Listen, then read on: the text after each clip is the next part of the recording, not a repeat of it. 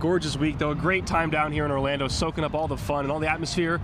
And hey, it is finally game day, Citrus Bowl time. Illinois and South Carolina, man, a good one's coming up. Exactly. I'm Chaz Frazier, joined alongside Noah Chas. We're on the road with the Gamecocks just outside of Camping World Stadium, the site of the Citrus Bowl. It's a big-time game, a lot of momentum. We kept hearing that word all week long from South Carolina and Illinois. It's a big chance for South Carolina to pick up a 10th win, just the 5th time in program history. Shane Beamer was asked, how big of a win can this cause for momentum flowing over to 2025 and beyond? Here's what he had to say about how big a win would be today against Illinois. I think we've got something like the second or third most number of seniors in the country, just because we have so many guys that are part of this program that are older guys. So sending them out the right way, but there's no question you want to win your last game to have momentum going in to the off season. They've had great momentum in the month of December, coming off a win over Northwestern, and we've had great momentum coming off a win over Clemson. So to be able to sustain that momentum and keep that throughout the off season is very important. Both these teams, Chaz, momentum definitely the word of the day, word of the week. In Illinois, I mean, they had some winning 3 games in a row to end the season. And, of course, we all know South Carolina winning 6 games in a row. Both teams shooting for that 10th win. Similar records, similar points per game, defensive statistics. So these teams in a similar spot fighting for one goal. But it's not going to be the same team we saw all year for South Carolina, is it, Chaz? Yeah, absolutely. 2 key opt-outs for South Carolina. I have to say that's pretty impressive in this day and age. Star edge rusher Kyle Kennard and then star running back transfer Rocket Sanders. They both declared for the NFL draft, so we won't see them on the field behind us this afternoon. But Shane Beamer, new offensive coordinator Mike Shula, talking about how the running back room is stepping up and going to fill in those gaps here today.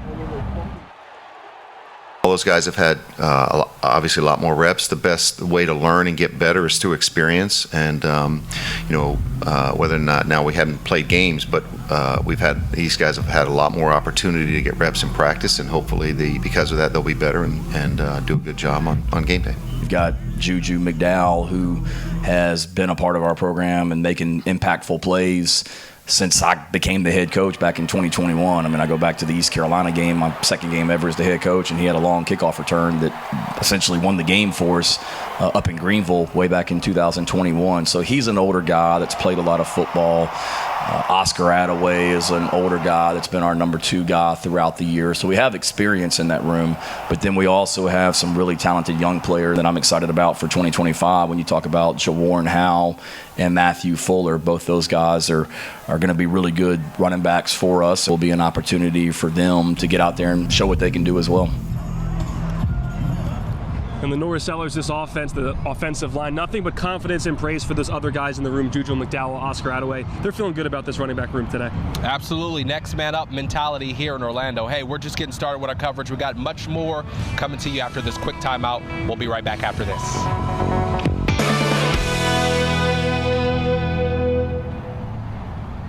It's game day here in Orlando. Noah Chaz Frazier, just outside of Camping World Stadium, setting the stage for you. I mean, there was a lot of business on the field, but a lot of fun off the field this week here in Orlando. Yeah, it was almost more pleasure than it was business, right? Yeah. I mean, I almost did a backflip in the pool earlier. Yeah, Everyone was having fun. The team really having fun, though, going to steakhouses, going to Universal, going to Orlando Magic basketball games, really soaking in the environment here in Orlando. And one of the cooler things they did a couple days ago, they went to Fun World Orlando, had a day spent all with kids, partnering up with kids from the Orlando area, spending time with them, going on coasters, and enjoying, these moments in these theme parks. And it was a really, really special time.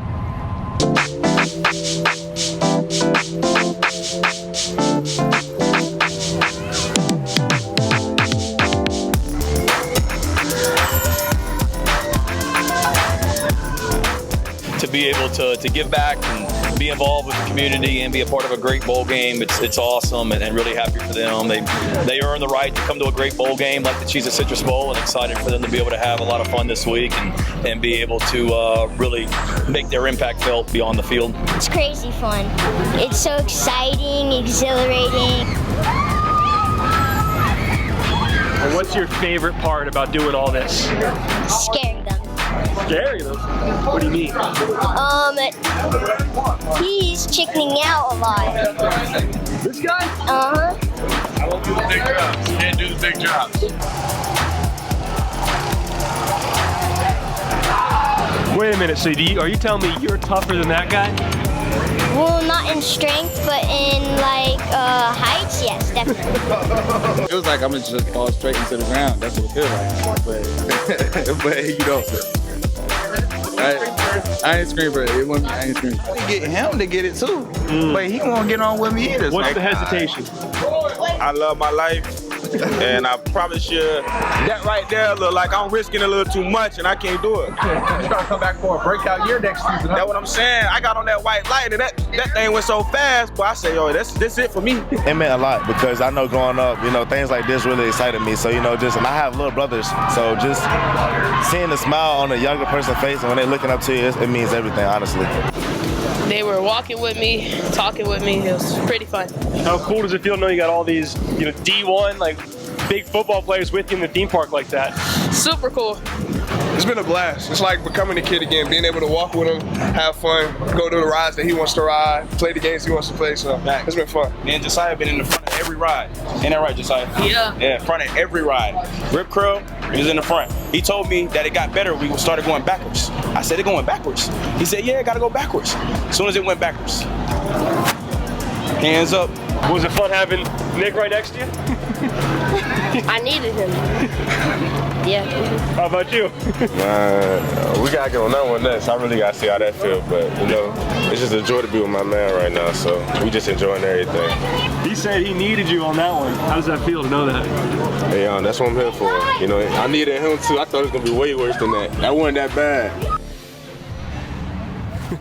So cool to see that side of the players, see them bond with those kids like that. Yeah, for sure it was. I love what Mazio Bennett said. Hey, I love my life. I don't blame him on those big roller coasters over at Fun Spot. Hey, that was the fun, but the players, they're also saying they're real locked in because after all, they have a game in Camping World Stadium this afternoon against Illinois, trying to get the 10th win. Here's what some of the players had to say about how they're balancing out things, having a little fun, but also staying very serious. It was just something I had to get used to. I was talking to my roommate about it yesterday. I was just like, it's weird. Like, it's like kind of laid back, but like we were preparing for a game at the same time, so it's just something I had to get used to. Know what time it is. Coach been preaching it all week, last couple weeks. Know what time it is. You know when it's time to play, and you know when it's time to lock in to go. Mindset of the team, go get that 10th win. We worked so hard, and then end how we wanted it to end, but we get another opportunity to go show that we believe we are top 12 team. Well, these guys showing that they can switch from going from the fun roller coasters to all business on the field. Absolutely. And speaking of superfan, here's one superfan that I caught up with that you probably recognize from Gamecock athletic events. Yeah, you know him. Let's go! Unstoppable Sandstorm Warrior. Let's beat Illinois. And my prediction is unstoppable Sandstorm Warrior. 58 and Illinois 19.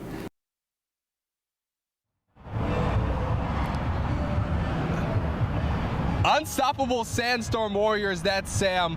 TK Sam, they like to call him, a Gamecock superfan. He really puts the super in superfan. He's at all South Carolina events. I mean, just a ball of joy, a ball of energy. And if you've been to any of the games, really football, but basketball, all of them, you see him waving his flag, screaming for his Gamecocks. He is as big a Gamecock fan as it gets. I know he's coming down here today to watch this game. Oh yeah, he came from Thailand, went to Cardinal Newman High School, and then he graduated from USC. He had just $250 in his pocket, and then he became a successful business owner owning the Thai Kingdom Oriental Kitchen. He loves the Gamecocks and has the utmost confidence in Shane Beamer. National championship. I told him already, sir, I got a feeling, okay? I got something in my heart. I know, therefore I come support you. Because I believe you, because the people said you won last 5 years. So last year they said you can win only 4 and 8. I said, no, sir, you can be 8 and 4. But now, come on, 10, right? I told them, because, sir, believe me, okay? Because I believe in you.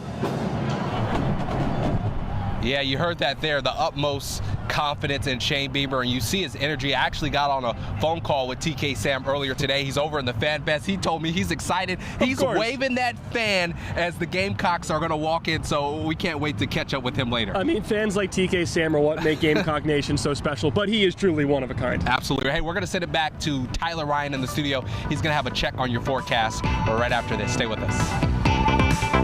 Hey, welcome back into sports from Orlando. We've been doing a lot of talk about the Gamecocks, but how about scouting their opponent? The enemy. Yeah, the enemy. That's the good word for it, the enemy. I caught up with Carson Gordy. He works as a sports anchor out in Champaign, Illinois, covering all things Illini athletics. Here's what he has to say about what South Carolina is going to be facing in the stadium behind us this afternoon.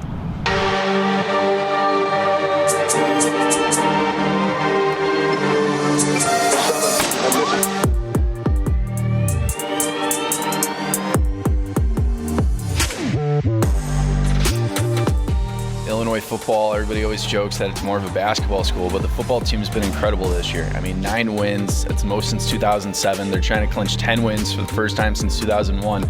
But everybody knows, like, South Carolina is legit. You know, they're one of the hottest teams in the country, so Brett Bielema is going to have to get his guys ready. Yeah, Brett Bielema, the head coach of the Illini. What has he been saying, and the players alike and the coordinators, about capturing that history and finishing the year strong with that 10th win? Yeah, you know, that's a big part. Like, he doesn't like to get bogged down too much in the past because a lot of people think it's negative about Illinois football. Like, he wants to turn the page. Like, this is going to be a new program.